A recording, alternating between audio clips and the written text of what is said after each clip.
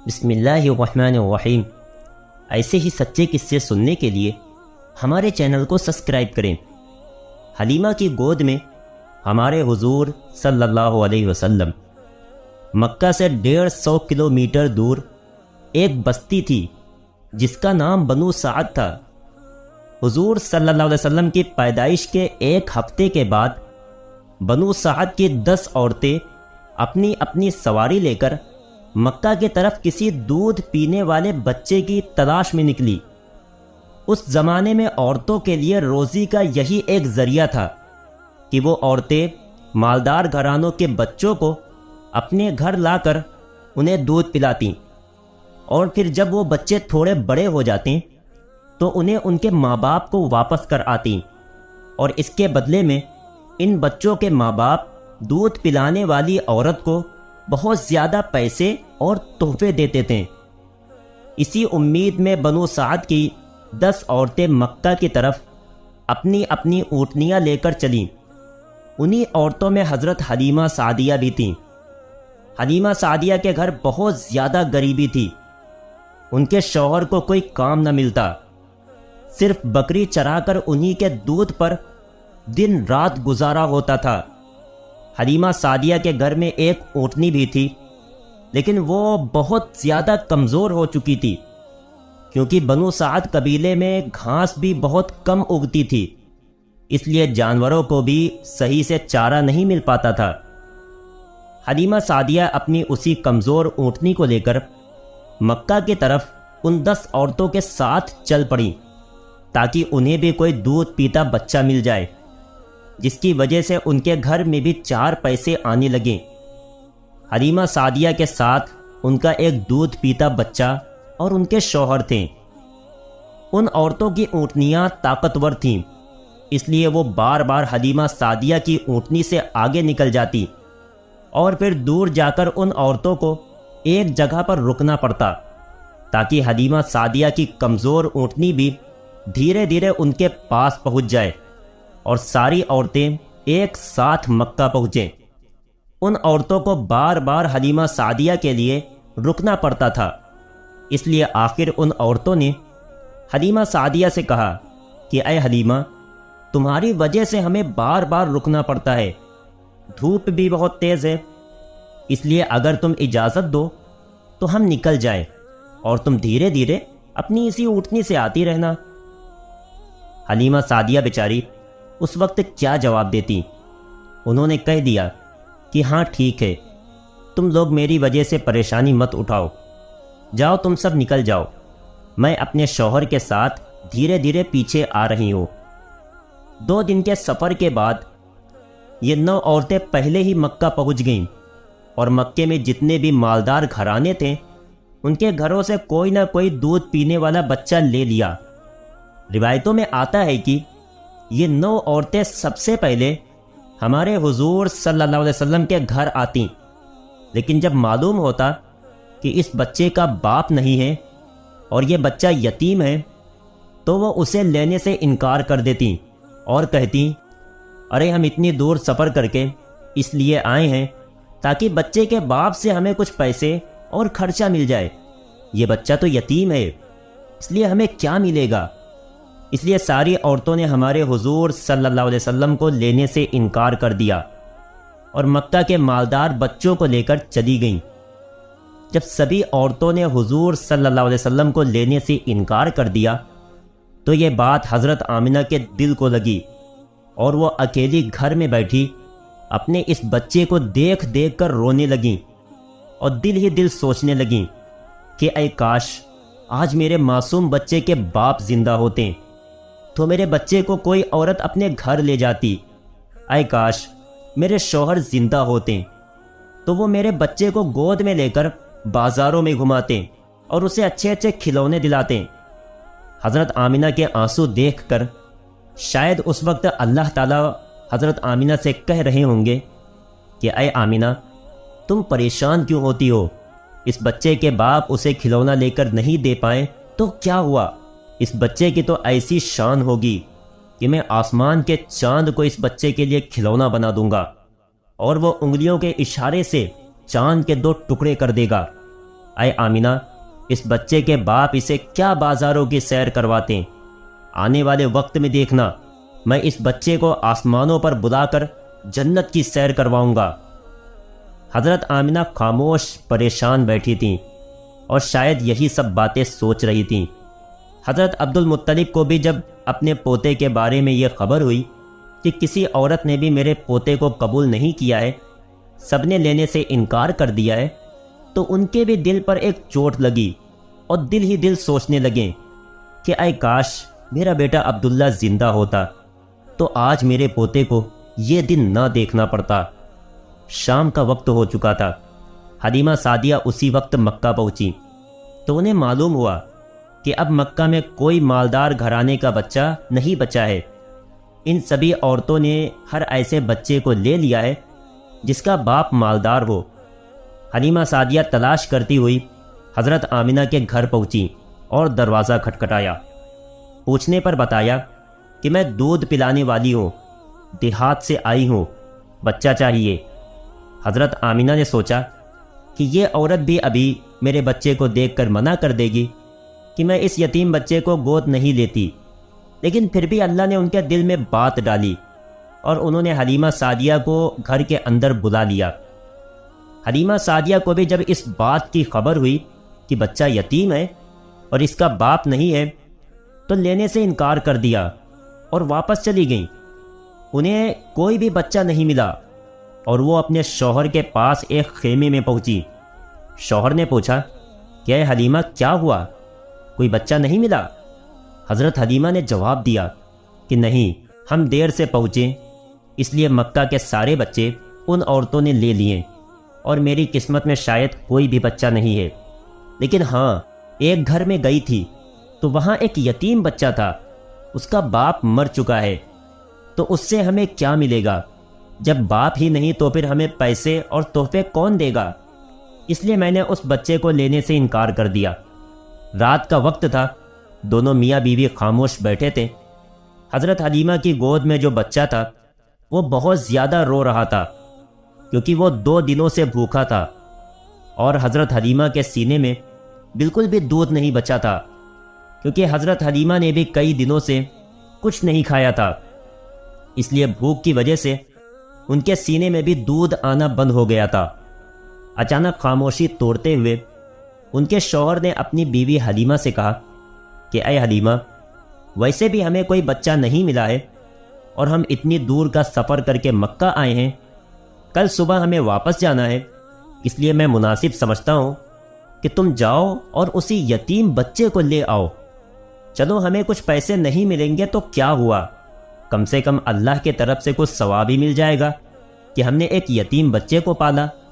خالی ہاتھ گھر لوٹتے ہوئے مجھے اچھا نہیں لگ رہا ہے۔ حضرت حلیمہ نے کہا کہ بات تو آپ صحیح کہہ رہے ہو، ٹھیک ہے، میں ابھی جا کر اس بچے کو لے آتی ہوں۔ اور پھر حضرت حلیمہ بی بی آمینہ کے گھر پہنچے۔ یہ دیکھ کر حضرت آمینہ بہت زیادہ خوش ہوئیں کہ چلو میرے بچے کو کسی عورت نے قبول تو کیا۔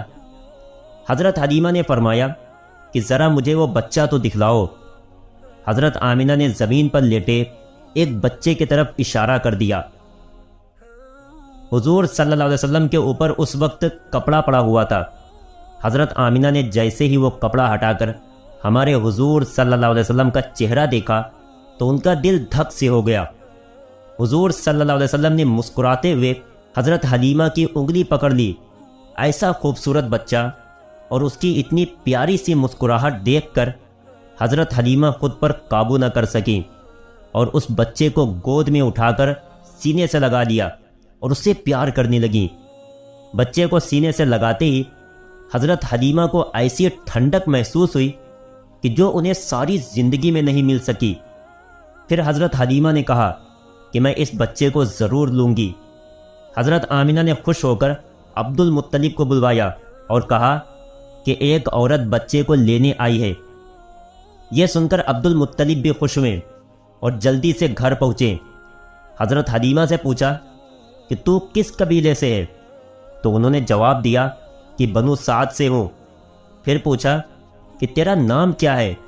تو فرمایا کہ میرا نام حلیمہ سعدیہ ہے۔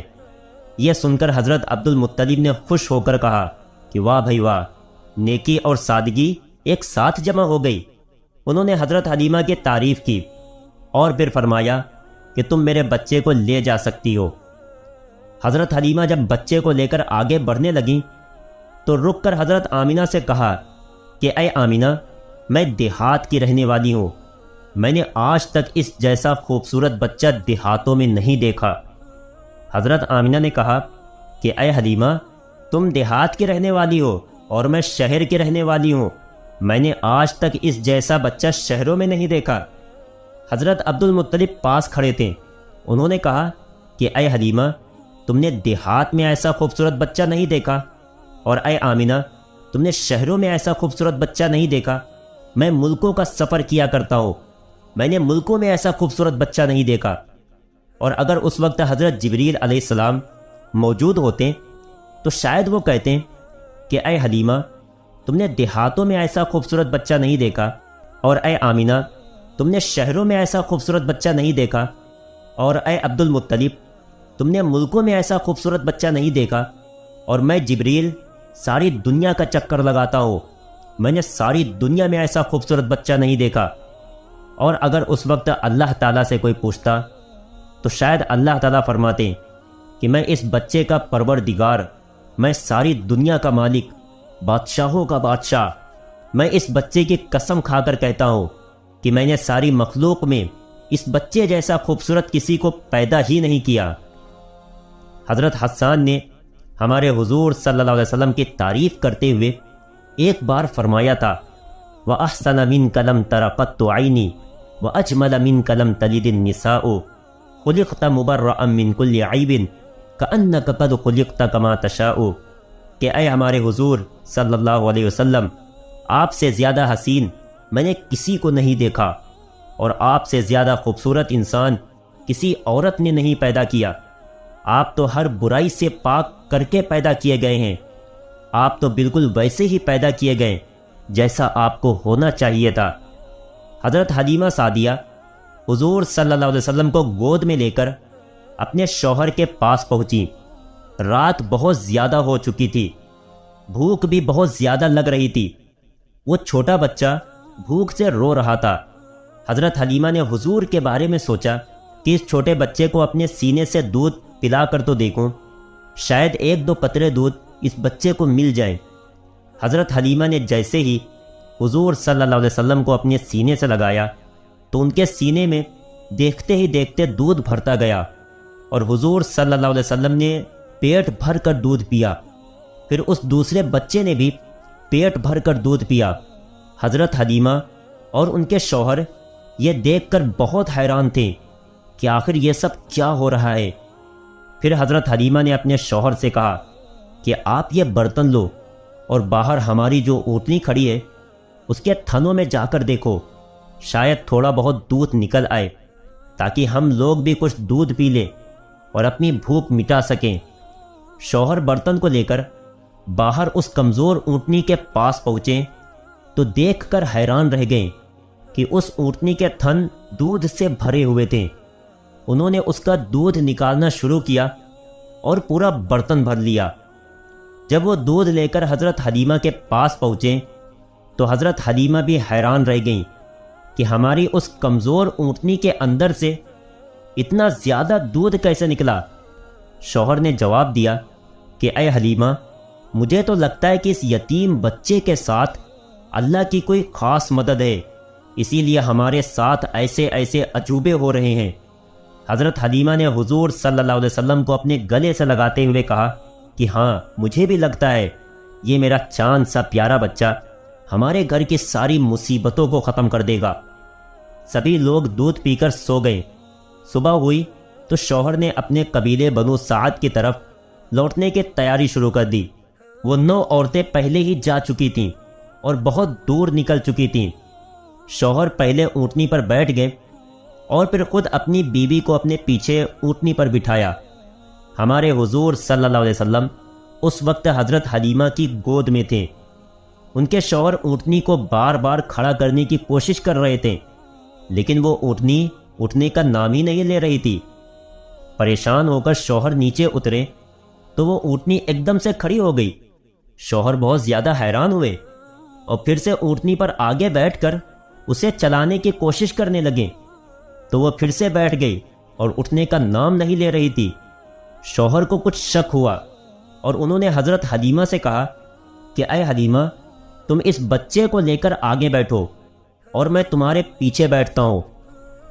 حضرت حلیمہ حضور صلی اللہ علیہ وسلم کو لے کر جیسے ہی آگے بیٹھی تو وہ اونٹنی اٹھ کھڑی ہوئی اور اس نے زمین پر سر رکھ کر 3 بار سجدہ کیا اور اللہ کا شکر ادا کیا کہ تو نے مجھے حضور صلی اللہ علیہ وسلم کی سب سے پہلی سواری بنا دیا۔